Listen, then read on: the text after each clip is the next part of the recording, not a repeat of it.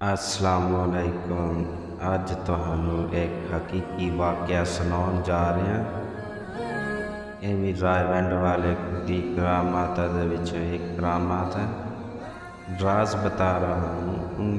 ایک دفعہ کا ذکر ہے کہ ایک بلال نامی آدمی راےوینڈ کے باہر کھڑا ہوا تھا اور کسی سے بات وغیرہ کر رہا تھا، تو اس نے دیکھا کہ کوئی اس سے دیکھ کر باتیں کر رہا ہے۔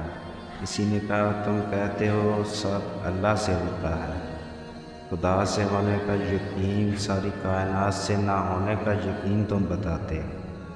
اگر سب کچھ خدا کرتا ہے تو یہ تیل ابل رہا ہے، اس میں پکوڑے تل رہا ہوں، اس میں ہاتھ ڈالو دیکھتا ہوں کیا کرتا ہے تیرا خدا۔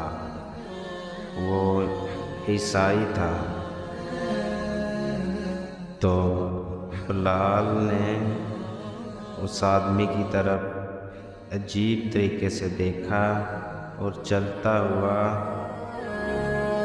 آیا، اور وہ ویسے بھی بلال چلتا پھرتا تبلیغ کرتا رہتا تھا۔ اس نے بسم اللہ الرحمن الرحیم، بسم اللہ الذی لا یرزق مع اسمہ شیئا فی الارض ولا فی السماء پڑھ کر ابلتے تیل میں ہاتھ ڈال دیا۔ ابلتے تیل میں 5 منٹ ہاتھ ڈالے کھڑا رہا، پکوڑے پکتے رہے، اس کو ذرا برابر بھی تیل کا اثر نہ ہوا۔